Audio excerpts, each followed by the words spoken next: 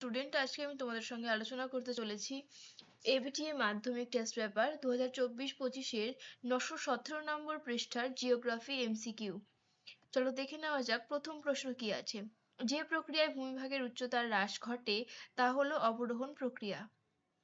মহাদেশীয় হিমবাহের মধ্যে বরফযুক্ত পর্বতশৃঙ্গকে বলে নুনাটাক্স। বায়ুতে ভাসমান ধূলিকণা ছাইভস্মকে বলে এরোসল। বায়ুর আর্দ্রতা পরিমাপক যন্ত্রের নাম হলো হাইগ্রোমিটার।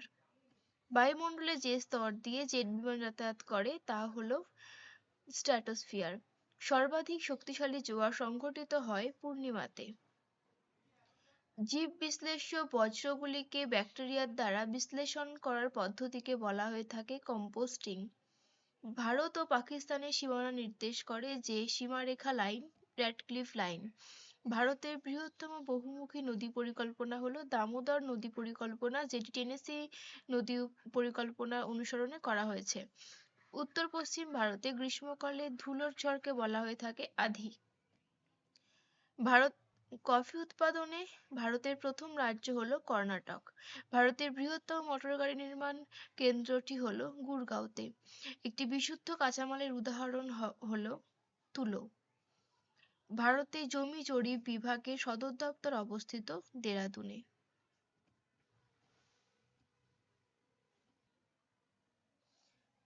বাকি বিষয়গুলির আপডেট পেতে বা টেস্ট পেপার সলভ এর জন্য যে যে বিষয়গুলি তোমরা আগে থেকে চাইছো সেই বিষয়ে অবশ্যই কমেন্ট করতে পারো কমেন্ট বক্সে।